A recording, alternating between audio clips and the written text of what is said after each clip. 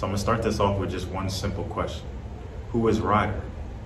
Better yet, Ryder, don't forget the Van Gogh, as he let us know during the interview. So before I sat down with him, I would definitely say that this was someone who I did not really know, did not know what he was passionate about, did not know what he loved to do, could not even tell you too much about him other than what I saw on social media and heard via word of mouth. However, after sitting down, after being able to pick his brain for quite some time, man, my mind is blown, perspective has shifted, and I'm very excited, not only for him and what he has coming, but also for y'all to be able to see it. And for those of y'all who do know him and have tapped in with him in the past and currently, I'm excited because you'll definitely see a different side. He definitely took a deeper dive into some of the things that he has going on, how being involved in the entrepreneurship sector early on has really propelled him into what he wants to do now. Even talked about some significance behind the date November 11th, so that is coming within the next week or so, so you definitely should be on the lookout for that. And all in all, he really just talked about his background, how he came up, how he thinks, how he operates, how he moves, and you know how that has really shifted a lot when it comes to his art and how he presents himself to the people. So without further ado, enjoy episode 113, all about aesthetic.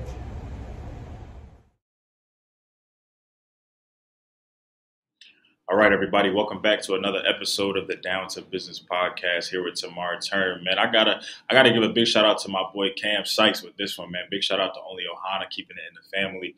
Not only has he been doing his thing, man, from dropping an ebook to just dropping the most fire products and just going crazy, man. So a big shout out to all his supporters and everything. But he's the reason why I'm sitting across from Ryder right now, man. Ryder actually kind of hit me up. He showed me love and told me that he was actually tapped into the podcast longer than I knew, longer than I realized, and everything like that. And I was actually even telling him that I came across some of his content on IG just from reposts, just from seeing his name tag and different things like that. So this was fate. This was really supposed to happen like that. But he was telling me how he was roommates with Cam, tapped in with the episode, and really kind of, resonated with the platform and kept going from there. So I was even telling him before we started this that I love that. I love the fact that so many people get introduced and end up on this podcast sometimes in so many different ways, whether it be word of mouth, whether it be a friend of a friend or relative, whether they just saw a repost, whether, they just took a shot in the dark and shot their shot at me, whether I shot my shot at them, whatever the case may be. But the fact that, it can come from so many different avenues is one, what keeps me on my toes, but two, it's what I love is really the fact that, I can sit down with people who I don't know, who we even went to the same school, but not necessarily always interacted. We could have been around each other, probably been in a lot of the same rooms and didn't even realize it. But still like-minded, still can tap in now and still be doing the thing, man. So very excited to be sitting down to pick his brain today, for him to even reveal some of the things that he has upcoming, because he's very excited himself for some things that he's about to drop. So, bro, how you doing today? How's everything on your end? Man, I'm blessed. And it's your boy Ryder. Don't forget the Van Gogh. You know what I'm saying? Right Wrongs dropping October 28th. And then we got something special coming pretty soon after that. And I'm sure we'll get into that later. But yeah, man, I'm blessed. I'm grateful. Shout out to you for having me on Down to Business. Like you already mentioned, I've been watching this podcast for a while, as an entrepreneur, as an artist, which those two kind of go hand in hand now. But I love this platform because you have such a wide array of people that come on here, tell their stories. And it's not only inspirational, but it's also dope that you have a platform for, up and coming individuals in a space where, everything is so brand heavy. Like people might not wear their homies brand because it's not Gucci or it's not Dior. But the fact that you're having those brands on here and giving them a platform to grow is beautiful, man. So I'm grateful to be here. Absolutely. I love that. Like you said, the brand. I'm going to rep my boys, my gals, any way that I can. So big shout out to Quan J. Shout out Quan, man. Yeah, big shout out to Quan, man, doing his thing as well. So one, you kind of already started getting into it, which I love. But for the people out there who may know you, may not know you, may know me, may not know me, can you just tell us a little bit about yourself? And then can you two just tell us what brings you on the Down to Business podcast today? Yeah, for sure. Appreciate the runway. So a little bit about me. My name is Ryder Van Gogh, artist out of Raleigh, North Carolina.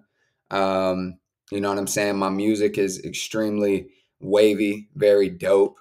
My inspirations are A$AP Rocky, Russ, J. Cole, Drake, obviously. And then really just other people that I see up and coming, grinding, working hard. People like Junie. People, very unique. Deucey Gold is another one of my brothers that I look to very closely. But I mean, my music tells a story. I definitely take pride in the authenticity of my music. I take pride in the things that I'm talking about, and my ability to essentially bring you into my world, right? And let you know experiences that I've been through and how I've grown. And whether that be in the typical rapper sense of, everybody was hating on me, now I'm doing hot shit, you know what I'm saying? Or if it's, I was in a relationship and I was done wrong in the relationship, and here's how I'm moving now, or here's how I'm going to make sure that never happens again. Um, but my goal is ultimately to be, an artist that resonates with people and that people listen to, not necessarily just to get turned up, you know what I'm saying? But to really be like, damn, like, okay, maybe this dude can relate to me. I like what he's saying here. I went through a similar situation. But that's a little bit about me. And yeah, a little intro. I think it's amazing that you never really know what people resonate with. What you can say, like you said, I can drop 1,000 episodes, but somebody resonated with the 200th one. I can drop 10 episodes, somebody resonated with the first one. Somebody resonated with all 10. Somebody resonated with that absolute last one. But it's so beautiful, when we can, like you said, you speak from authenticity, you speak from experience and things like that. And there are people out there who relate, who can go through it. I was even talking when I was interviewing my man Mason, who came on here. He was pretty much saying how people were reaching out to him and some of the messages that he was just putting it out there about things that just came to him, things that were just happening in life. People were resonating with. People have been experiencing this for years or back then, and this is just a message that they needed. This is something that they needed to hear for them to really propel and get their feedback on the ground and running. So the fact that you really stick to your true colors, morals, everything like that, bro, that's so important. And it'll really sometimes it won't really feel like it, but that'll take you miles and miles longer when it's all said and done. Because like you said, you don't want it to just be, oh, everybody hear the music, the beat's just knocking, the 808's going crazy, they just turning up, they're not really hearing a story or the message behind it or what you want to convey. Because the inspirations that you name, they tell stories, man. Their music definitely has a lot of different elements to it. From ASAP. ASAP was somebody who, when I originally first started listening to him when I was very young, probably like middle high school days, it was just like, this is different. Like, this is not your shoot 'em up, bang bang. Just the beats are. He gonna have some crazy beats on there, the LSD type things. Like just like it just makes you think. But when you really listen to what he's talking about, when you really listen to the creativity and how he embodies so many different styles of work just in his genre specifically, man, it's beautiful. So I love that a lot. But you also spoke to the up and coming crowd. So what is it really like, man, being in that up and coming crowd, being in a city like Raleigh, North Carolina, having to work hard, seeing artists, sometimes overnight sensations, sometimes people who may not stick to that authentic track and different things like that. What type of motivations do you get from knowing that, there are other people out here working just as hard as you? There are other people out here that you can look to and be motivated by just the same. Yeah. Well, that's a great way that you asked that. And I kind of took it as, what is it like to be somebody who's trying to, pave their own way in a space where everybody, it seems like these days, is trying to do something of that same cloth. Is that kind of what you mean by that? Absolutely. Absolutely. Yeah. Well, the answer to that question, I mean, it's like being a hidden figure, right? I feel like I've been adding value to my community, whether it be through, being a part of charitable organizations, whether it be through entrepreneurship, right? I started a clothing brand when I was 19 years old. And through that clothing brand, I inspired hundreds of people to go out and, chase their dreams and start brands. And still to this day, people reach out to me all the time like, yo, like, I remember Ryder brand, man, like that was a huge, play into, what made me start my business. And, obviously not taking credit, because it takes discipline and it takes a lot of work to get something off the ground. But a lot of times you need to see somebody else doing it to believe that you can do it. Right. And so, I haven't always been successful in business. I feel like in order to be successful, you've got to fail because you've got to know what not to do. Um, and so, I've learned a lot from my losses. And I think, even though I fail very gracefully and people may not notice that it's a fail, I think people have also been able to learn a lot from that. And so now, music is such a unique place to be in because you see nowadays a lot of brands are carrying messages, right? Like, Only Ohana talks a lot about family and staying connected, and each brand represents something else, some slogan, some mantra that they live by. And I feel like hip hop is the only space where every song, it has a title, just like every collection, every clothing drop has a title, right? But that title of that song contains thousands more words or hundreds more words that put you in a specific space. And if you're a good artist, every song should be a story. So, if you're constantly telling stories and you have that platform to be able to speak it, it's something that can be the most influential thing, and the most powerful thing that you can do. And so I just feel like what I want to do now is, and the impact that I feel like I can have is with the brand. I was able to take the mantra a long way and build clothes around that and see people in clothes and inspire some people. But I feel like now with the music, um, it just provides a lot more opportunity to inspire. And whether it be the younger generation, whether it be, people in the industry that might see me and be like, damn, like we got this person coming behind me, let me switch up what I'm doing. Or even if it's my contemporaries, right? Like competition is great in everything. So yeah, that's how I feel. That's important, man. That's you hit the nail on the head for me. I definitely can relate to that a lot. Just realize the power of a platform, the power of and anybody honestly could have a platform, but it's not for everybody to do, man. It's just like certain people who you have to recognize the power that you hold, the power that one words hold. Even how you tell, I tell people all the time. I used to, a lot of people call me like the grammar guardian, the grammar Nazi, different things like that. Because when I would text people or just talk to people in general, whenever they made a mistake, oh, I'm correcting. I'm on it. Like it's to the point now where people talk to me and text me and they make a mistake, they correct themselves because they know Yeah. I'm coming right back. But I tell people I do that one because yeah, I'm being facetious. I want to be funny, everything like that. I want you to be your best self when it's all said and done. But words are powerful. I went to school for communication, under concentration in journalism in undergrad. I got my master's in broadcast and digital journalism with an emphasis in sports communication. I was around so many different words, just so many ways to do it, whether you did radio, whether you did broadcasting right in front of the TV as an anchor, whether we were meteorologists for the day, whether we were producers and just making sure that what was coming up on the screen and the teleprompter sounded good and sounded right.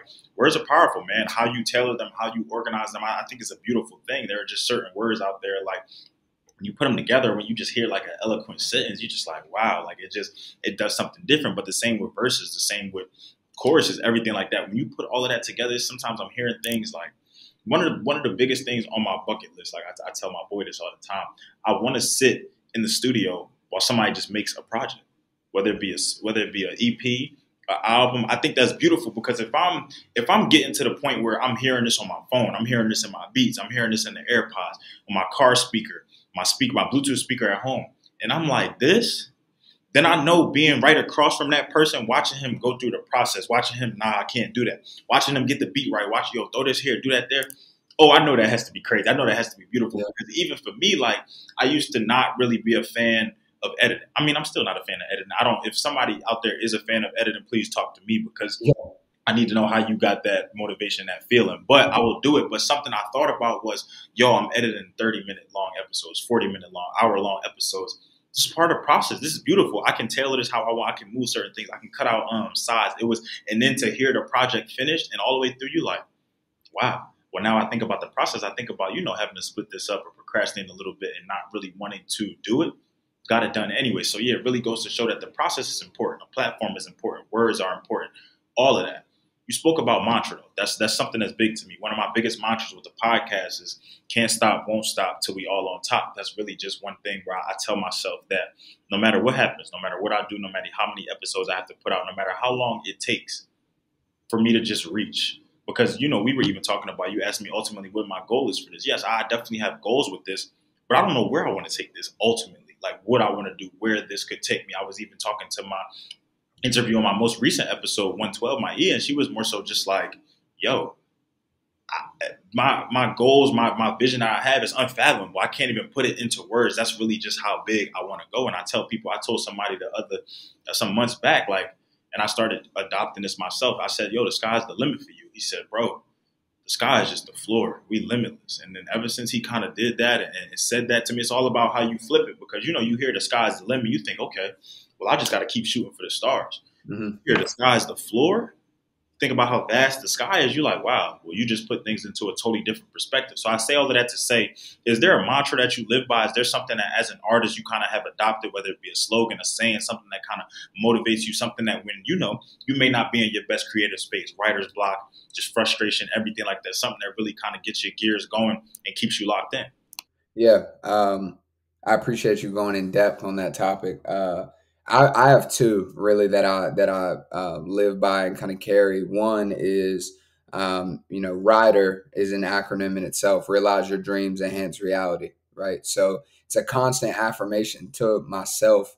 It's my name. I'm carrying that with me every single day. So obviously, when I introduce myself to somebody, they're not going to be like, oh, that must be an acronym. Or I'm not going to tell them that's an acronym. But knowing that I'm introducing myself with this powerful of a phrase that I stick to is something that's huge. It's a constant reminder to myself to continue to realize my dreams, realize, becoming aware, right? But, understanding that what's happening is really happening. And to be even where I am right now is a blessing. If I was to talk to, myself 3 years ago, who at that time I thought I was doing something big, if I was to talk to that person now, that person would be like, oh my God, like, I can't believe I'm talking to you right now. And so, reminding myself constantly to just continue realizing what it is that I'm doing and what I want to be doing.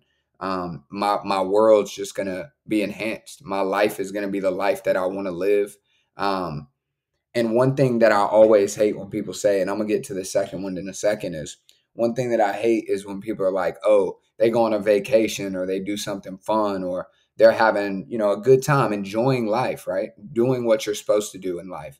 And then when they have to go back to their perceived reality, they're like, oh, back to reality. Like, I hate when people say that because that trip was your reality, right? It was a part of your reality. It might not be you might not spend a ton of time in that segment of your reality, but it's still there.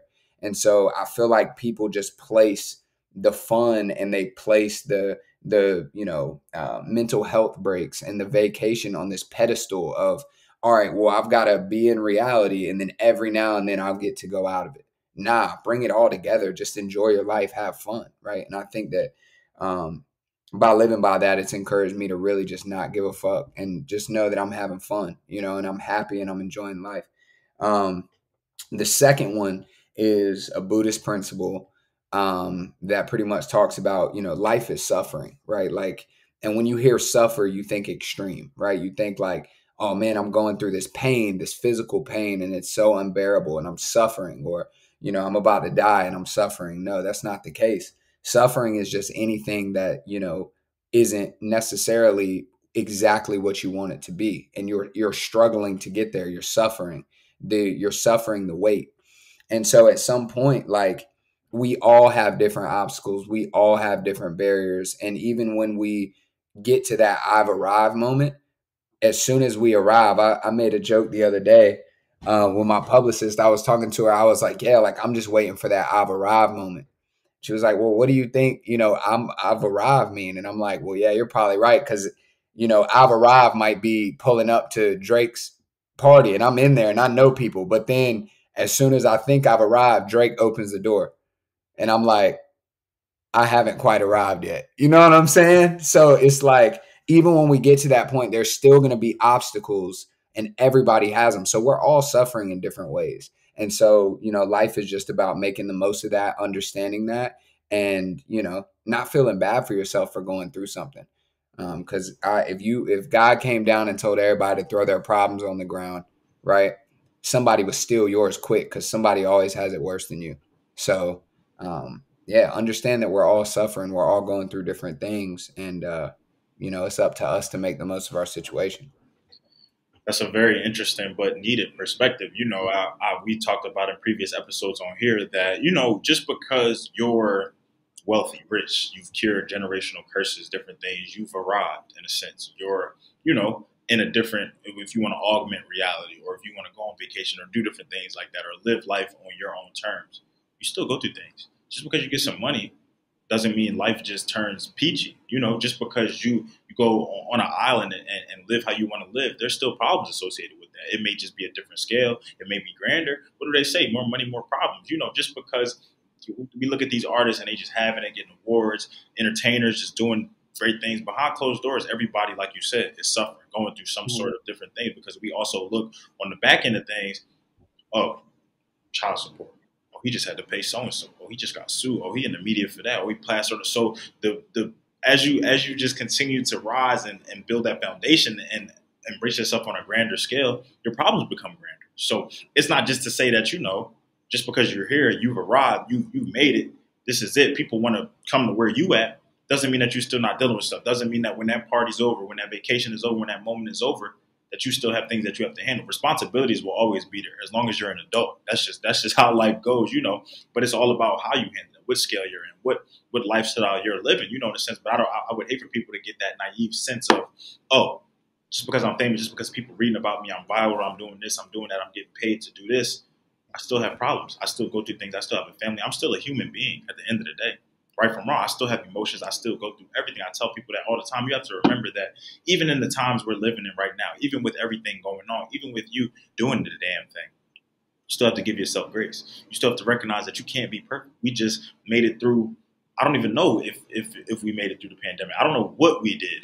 But these last 2-3 years have been different, unpredictable. Just while we woke up and I felt like there was a new headline, every day, and you just can't predict that, and you really don't know. So, in thinking about you and thinking about the brand and thinking about everything that you kind of have going on and what you're most looking forward to and most working forward to, what can the people expect? I know you kind of teased toward in the beginning. I know you even kind of told me you got some things coming up that you're very much excited for. So what can the people, because there are going to be some people tapping into this interview for the first time hearing you. I have a lot of people in North Carolina, one just from ECU, but two just because I've been able to do 2 live events out in North Carolina, in Charlotte specifically. So the North Carolina community, those are like my biggest supporters, honestly. So what can they expect from Ryder Van Gogh? What can they look forward to for somebody just even tapping into you after this interview? What's next? What can they, what's on the radar? For sure. Again, I appreciate you building that up. First and foremost, great music, great communication. Music, words in general is my love language, so naturally the best way I can explain myself and give game or give perspective, right, is going to naturally be through words, and music provides a beautiful platform for that to be done. So, more pieces of game here and there, I've done a lot of things. I've experienced a lot of things. I've been, I've traveled the world. I've worked in several different industries. I've built my own businesses. I've, branded myself several times in several different industries. And I think a lot of that, not keeping it as making it seem like education. But I feel like if you think about it, we learn a lot from Jay-Z. We learn a lot from Drake. We learn a lot from these artists that get on the beat and have actually achieved something in their life. They're constantly dropping little nuggets. And, whether or not, anybody would consider me a star yet or somebody of influence of that magnitude, it's like, at some point, there's going to be people that look for those nuggets, look for those little pieces of things that they can then apply to their lives within the music. So people can expect a lot of that. As far as music right now, if you're just now tuning in, I've got one EP, full length EP, 3 songs. I've got another dual-sided single. The EP is called Karma. The dual-sided single is called Too Deep. And then I've got several other singles out as well. So if you're listening to this before I drop any more work, that's definitely get acquainted there. But I've got, I'm going to just go ahead and say it, man. My album is dropping 11/11. And that's called Seventh Heaven. That's going to be my first full-length project. Between now and then, I've got a single dropping from that project called Right Wrongs, which is I'm pushing heavily right now. So there'll be definitely some creative visuals that go along with that. And then the project in general is just the culmination of my whole entire life up until this point, right?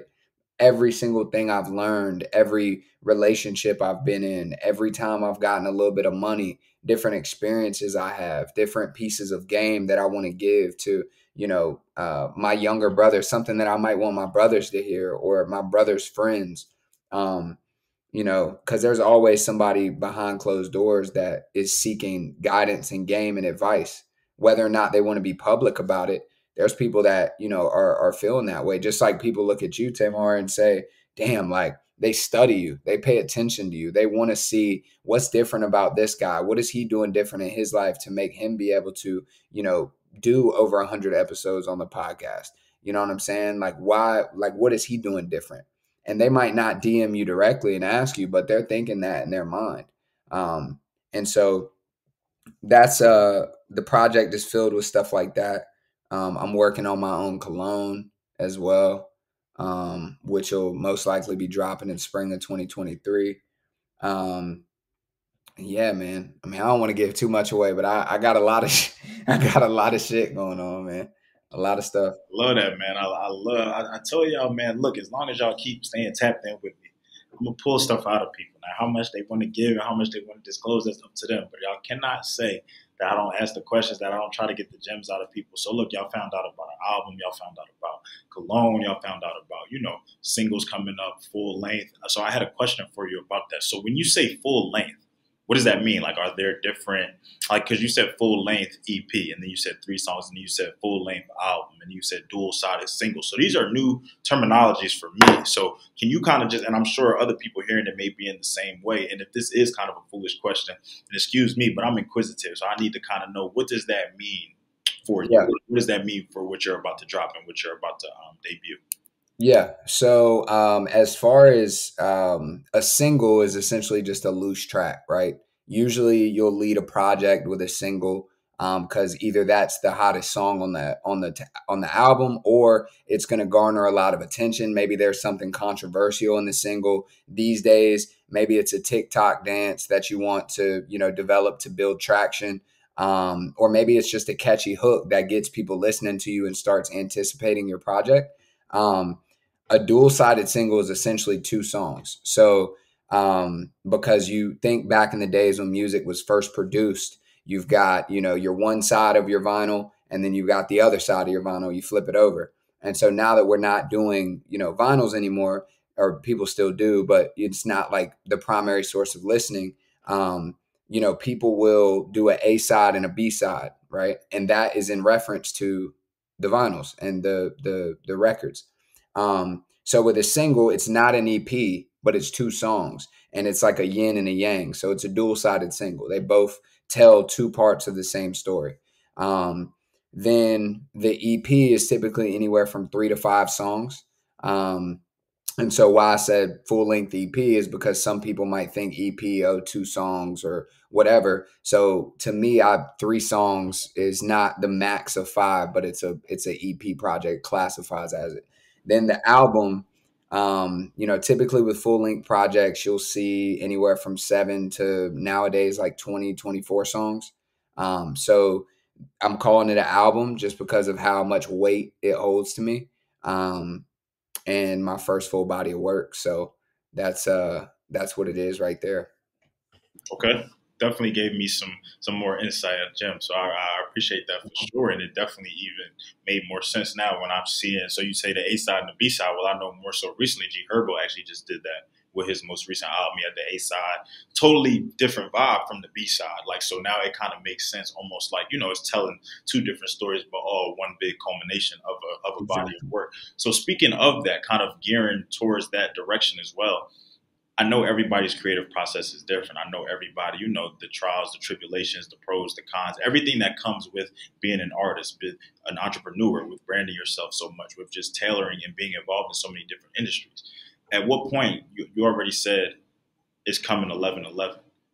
How did you come up with that? At what point did you realize, between all the experiences, between this track, between that track, between what I've lived, what I've gone through, what has worked, what hasn't worked, how did you realize, okay, I'm good with this. I like this, the way this is sounding. I like the work that I put in. I think this is the set length. I think this is really good. And I think that date is perfect. Like, what was really going through your mind as you're kind of making these decisions. And obviously, you know, you have a team, you have people around you who are also adding input and things like that. But ultimately, the artist, you're in the most creative control when it comes to your project, your body of work. So, what was really that process like for you personally? Yeah. Another great question.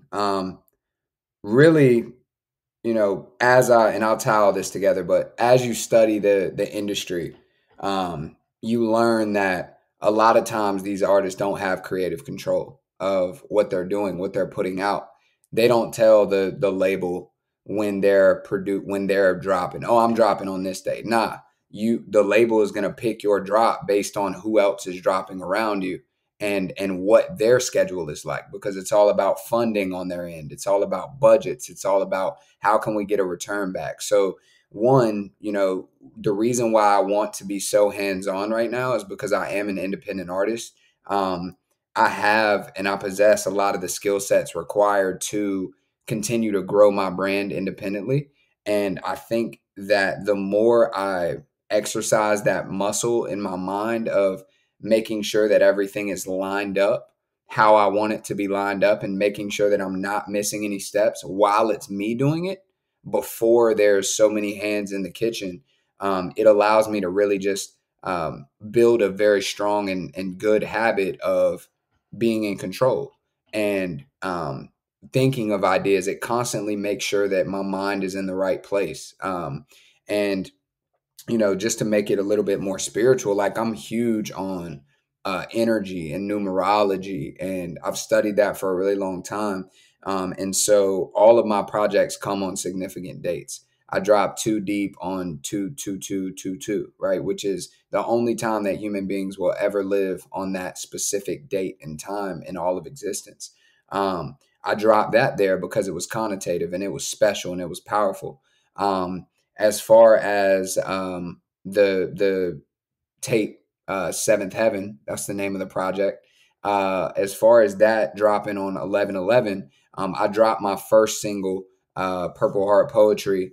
That I was really I rebranded myself to Ryder Van Gogh, and that was my first song under that name, and that was on 11/11. So exactly 1 year from my first single to this 11/11, I went from doing my first single to doing a few projects, and now it's my first full length project. So I've done all this in exactly a year. Also, I was born at 11:11 a.m.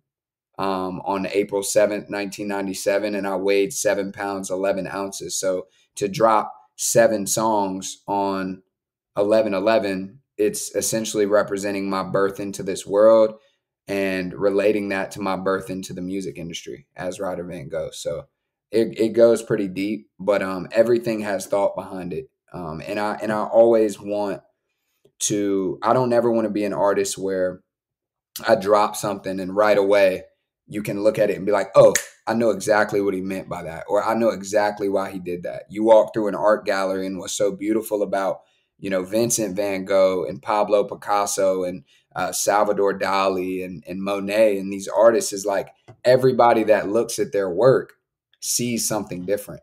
Nobody sees the same thing. And so, yeah, I mean, trying my best to control the narrative and control the energy around me is powerful. Yeah. Yeah, you definitely tied that all together. And when you really, you break it down like I that. hope I answered your question, man. I'll be Oh, for getting. sure. That's look. I'm good with that. I learned something, and that's when you go back that deep. But that's why I asked that question because everybody is so different. Everybody's album structure, everybody's creative control, everybody's input, everybody's thinking, all of that. And as you continue to rise that scale, whether you decide to stay independent, whether you go the labor route, anything like that, it's always important to, like you said, for as much as you can. This is you. You're coming up with this. You're in the studio. You're working the kinks out, ironing things out, throwing stuff away, writing stuff down, doing this, doing that, getting different beats, trying different things out. You have to control that narrative for as much as you can. And it makes the project feel that much more authentic when you do, not when you feel like, there were just so many hands in the pot and you kind of had to step back for a little bit. And it just became a thing of, you let people take over, because we also see that too, where people, we know they have the talent. We know they can make it happen. But when you get around the wrong teams, or you get around people who may not have your best interest in mind, but maybe thinking about companies, maybe thinking about money, maybe thinking about that higher agenda behind closed doors, it gets crazy when people aren't thinking from the spiritual perspective, when people aren't thinking from the numerological perspective, when people don't think that deep, that yo, to me, this is symbolic. I don't really care what you're saying right now, what you have going on, what y'all think is best for me as an artist, for what I have going on. This is what I want to do for my fans, for the people, who support me day in and day out. This is what I want to do. But I also think that comes with some tough territory as well. It comes with some decisions that you have to make and do things for you, because the road less traveled sometimes it's the hardest road. But it's Definitely. one that you can go for a long way, and you can still end up at that goal, still end up with what you want to be doing. So no, when you break it down like that, when you put it into perspective like that, oh, I love that. I'm Yeah. blown away about that. Now go ahead. Yeah, and I wanted to kind of say I went real deep into the element of it all, but I figured now would be a great time to actually talk about the project, right?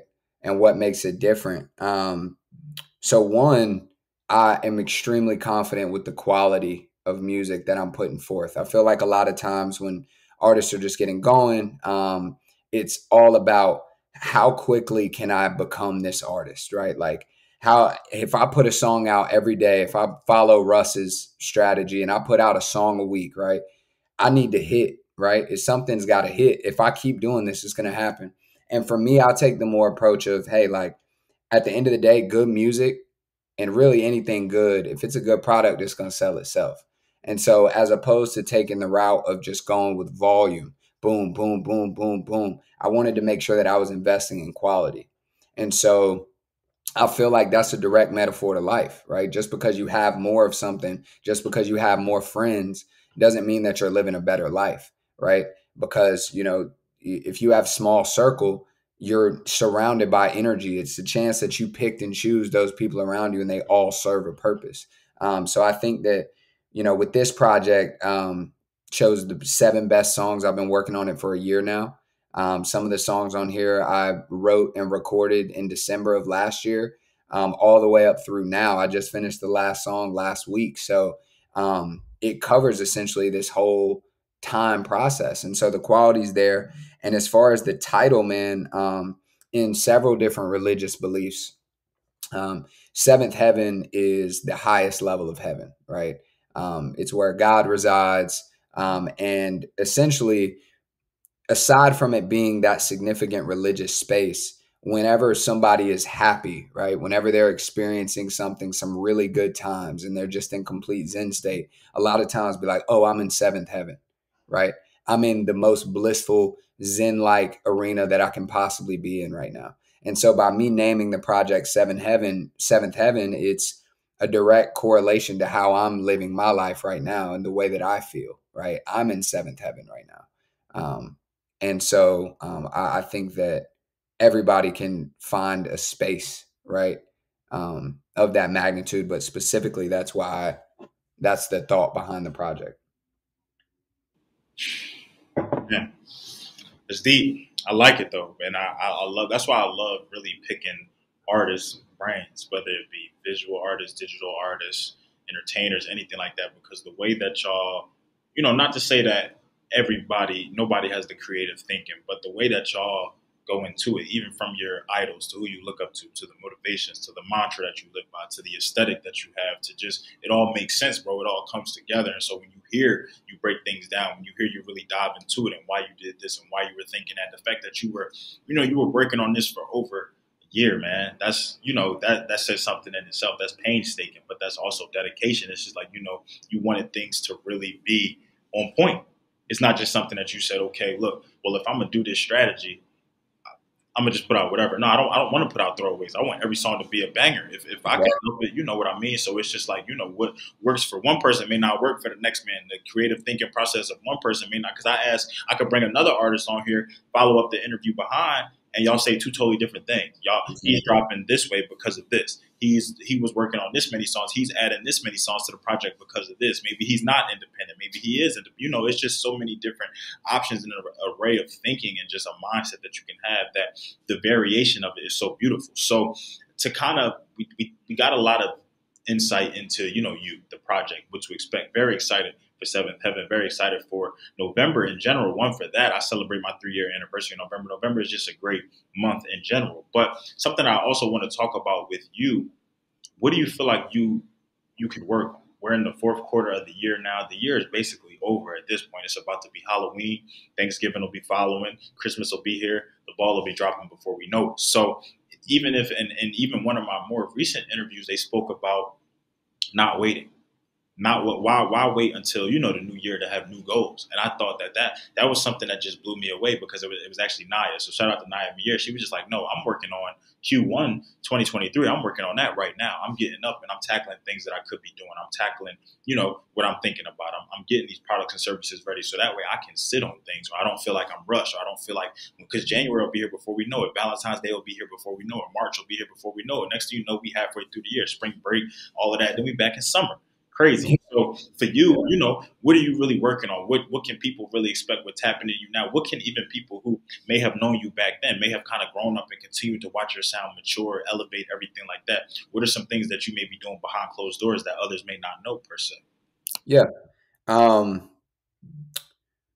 I would say first and foremost, consistency, right? Um, and I would also say, I'm not sure if you experience this problem, but getting rid of perfectionism, right? Like one of the biggest problems I have because I am so aesthetic based, like everything to me is art. Like the way that I set up my desk is art. The way I put clothes on is art. When I'm talking on a song, that's art to me. And really everything, my woman, the people around me, it's all art. How does everything look? It's all about aesthetics to me. And so a lot of times, especially in music, I'll second guess myself, whether it be the content that I'm putting out, whether it be the message that I'm putting across. Or even the conversations that I'm having, right? Like I find myself overthinking and I want everything to be perfect. And so one thing that I've kind of tried to take a step in the right direction towards is just letting my guard down sometimes, like mentally. Never, always stand on point, obviously, but letting my mental guard down. Like, hey, this might not be the perfect video right now, but the reality is you've got to put it out because if you don't put it out, you're going to get paralysis by analysis. And for me, it just comes down to just doing it, waking up every day, producing content every day, and just doing it.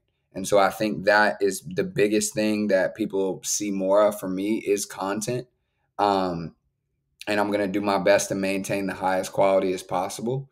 And I think also as well, just being more vocal about the journey and being more vocal about um, trying different things and everything that I've done that's brought me to this point and why it brought me here, right?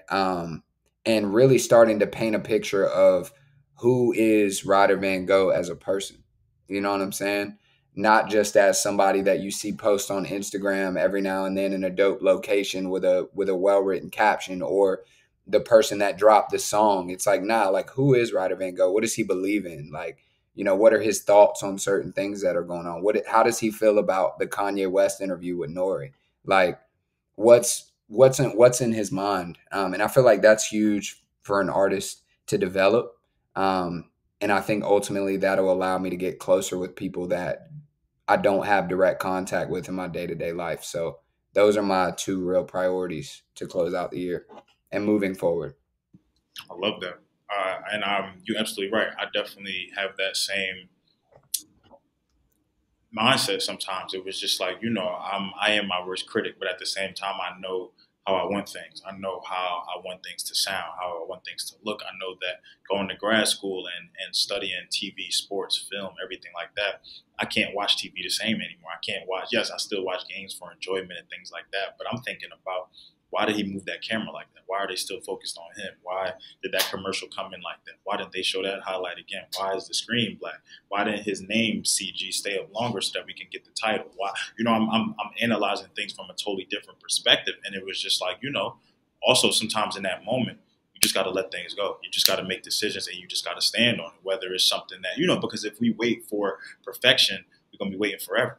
And then Yep. when you get to perfection, when you get to something that you feel like, yo, I chiseled this perfectly, I made it happen.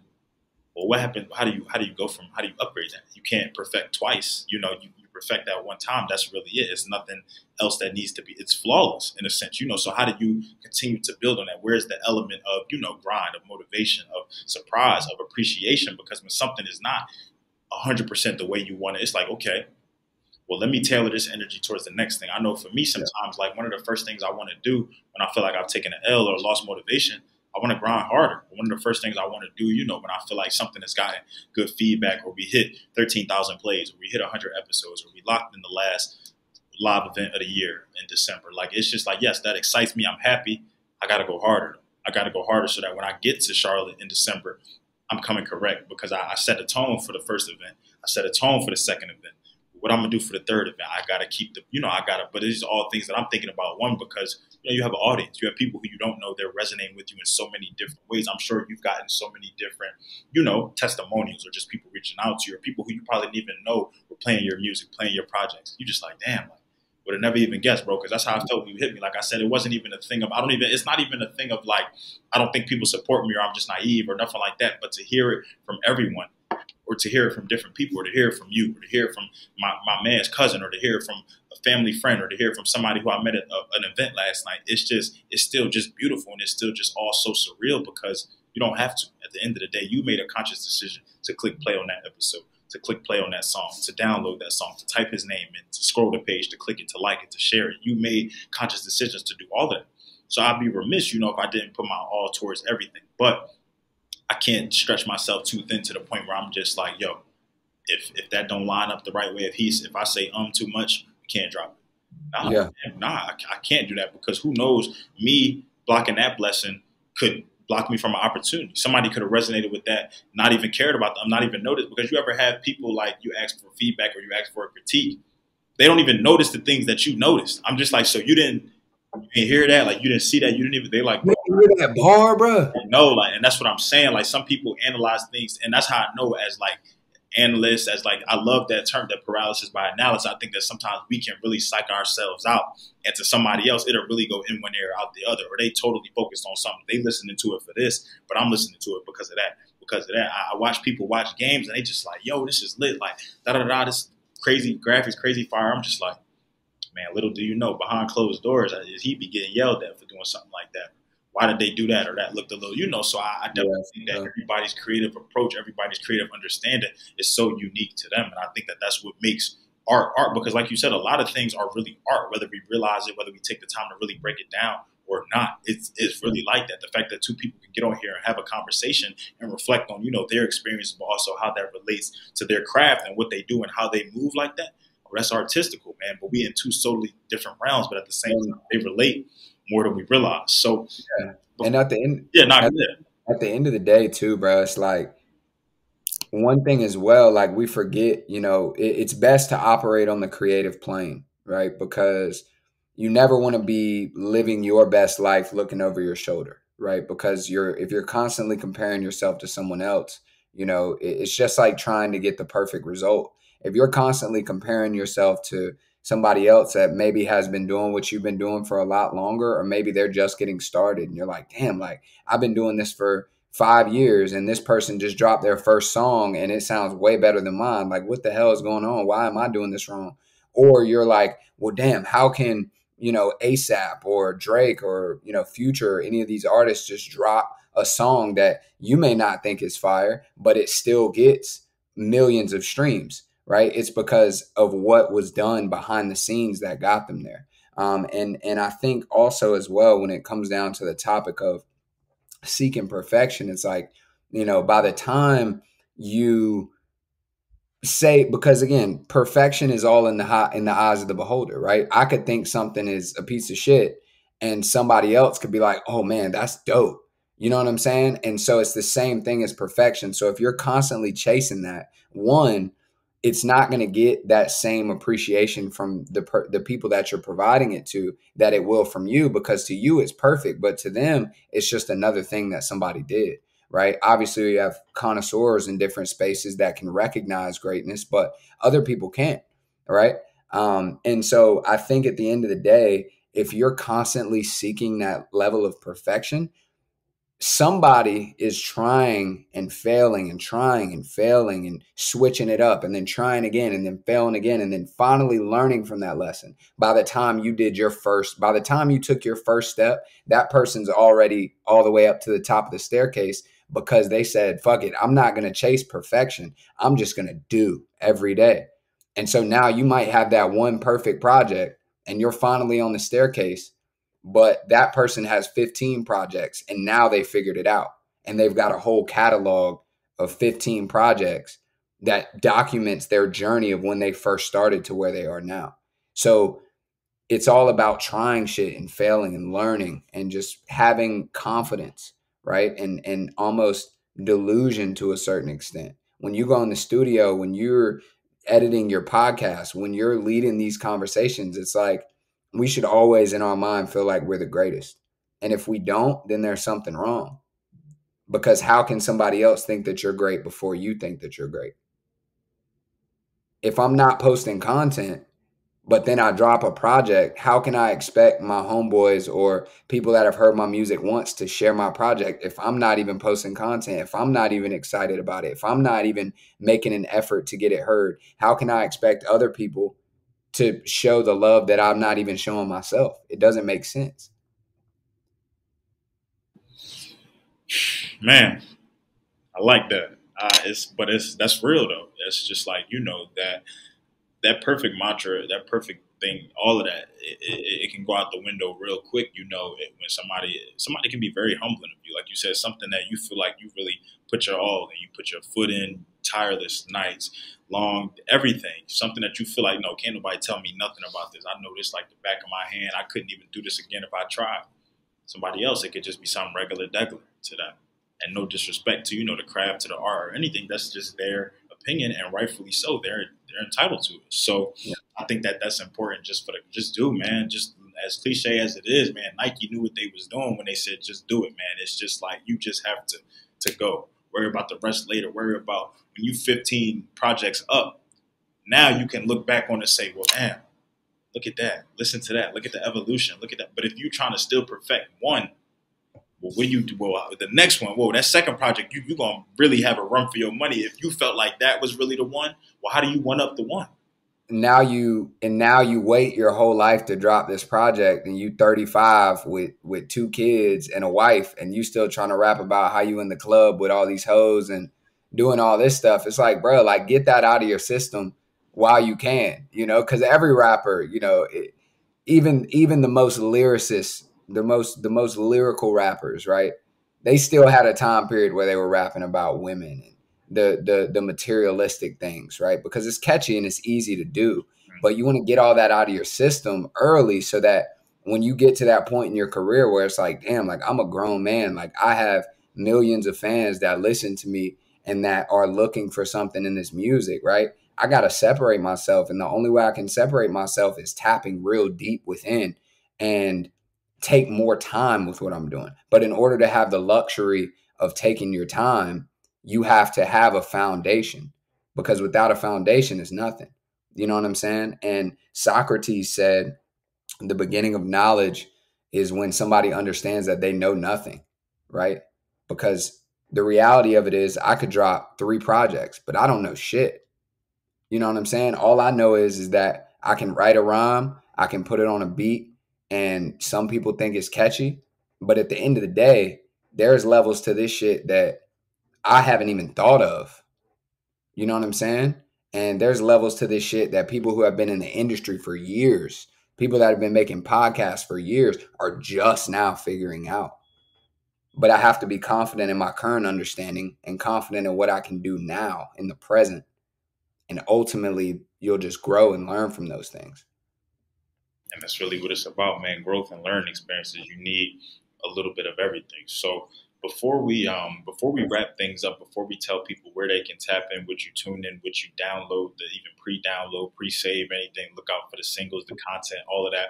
Do you feel like there's anything we have not touched on today? Even any last words that you may want to leave for viewers out there, for up and coming artists, for independent artists, for people just in the music industry, for anybody who we get a host of people who tap into this, business owners, 9-to-5ers, entrepreneurs, we get a little bit of everything. So I feel like, you know, sometimes a message can resonate with everybody, and it can be something that's so, you know, just to you. So do you feel like there's anything out there that, you know, that you just want to leave the people, something that, you know, they even something that they should remember you by? If they can't remember you by this, if they can't remember you by anything you dropped today, because you done dropped some gems, you done taught me some things, you done put a different perspective in my head though, but you definitely opened my mind to just, you know, I feel like I've learned a lot with this podcast. I've learned a lot from the business owners, the entrepreneurs, the creatives, but to always sit down and just be able to pick people's brain and really just think about how they think, how they got here, how they still are excelling and propelling themselves into the field, but they're still not done. It's just so exciting for me. So yeah, what's any last things you want to leave us with?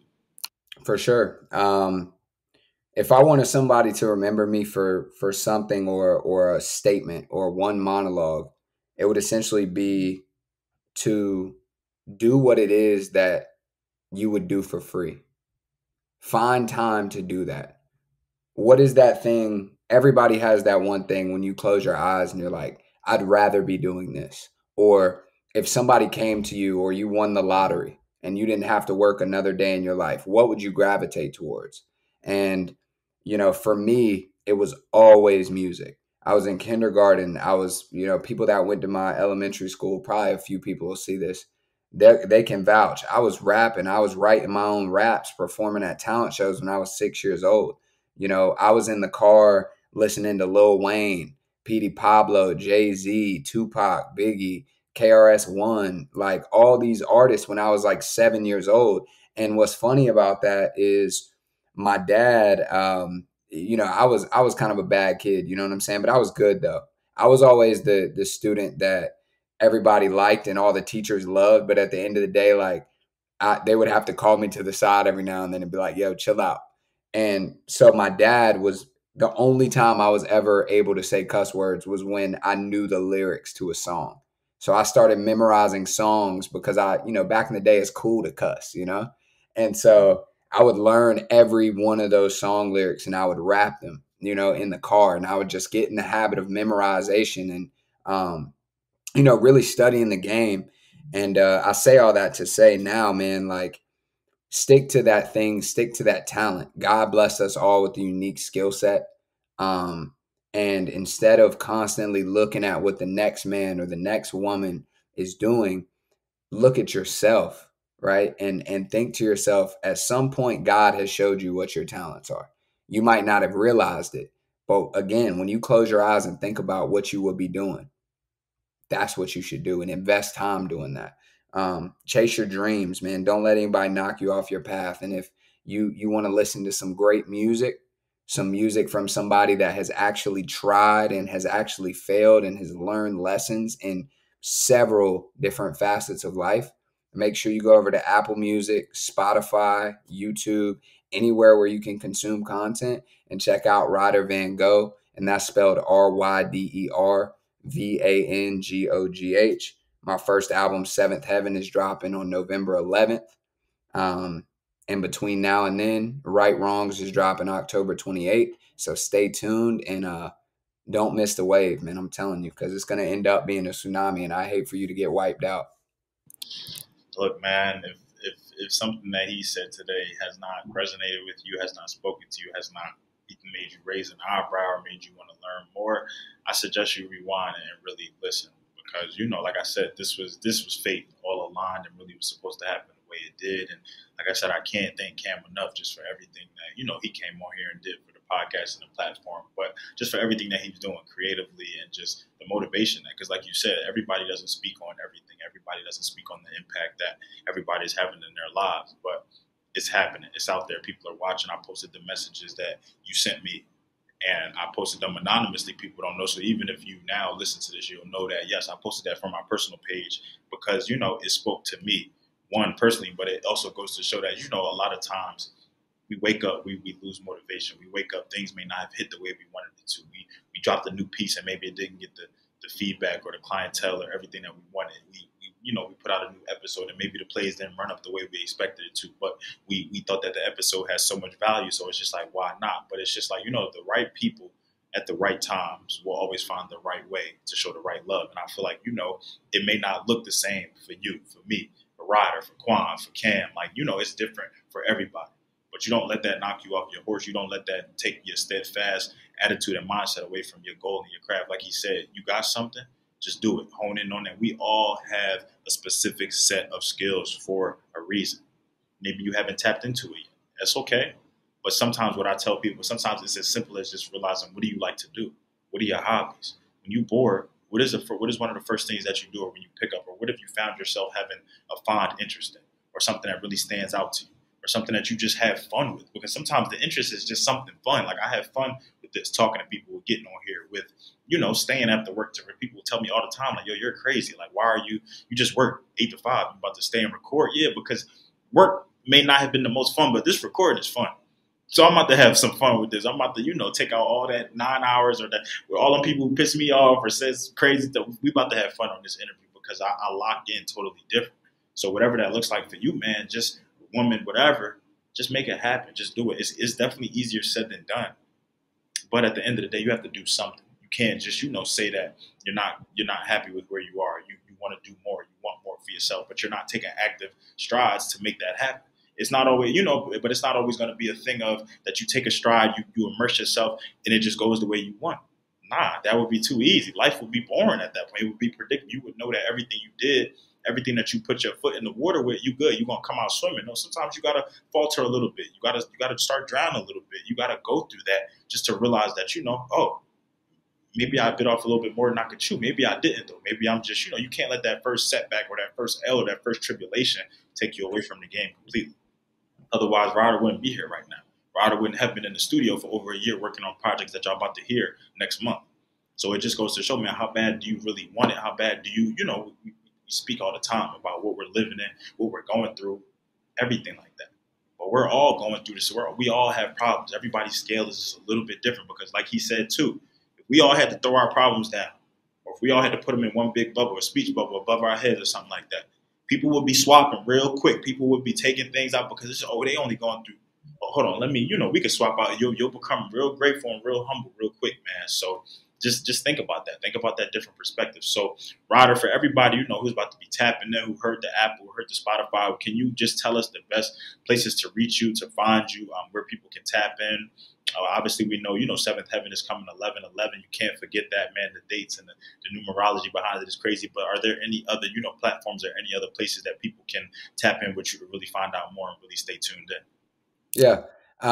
Stay tuned. I mean, everything is Ryder Van Gogh. I think I'm the only Ryder Van Gogh in the world, which is awesome.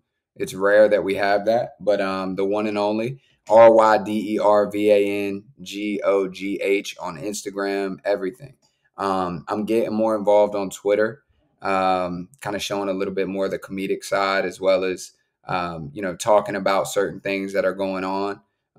In the past, I've refrained from that. So on every social platform, you can expect something a little bit different from me, but it's all consistent. It's all Ryder Van Gogh, and that'll never change.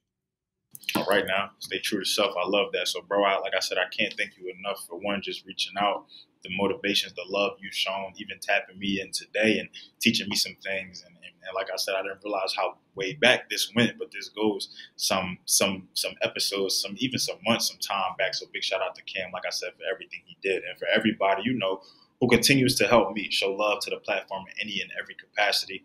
It never goes unnoticed. It never goes unappreciated. That's why, I go so hard. That's why we got some promo coming for the event. That's why we got Where Are They Now Series 5 coming. That's why we celebrating 3 years soon, man. I got so much planned and so much locked in. Just stick with me. So to everybody out there, man, to Ryder, I appreciate y'all.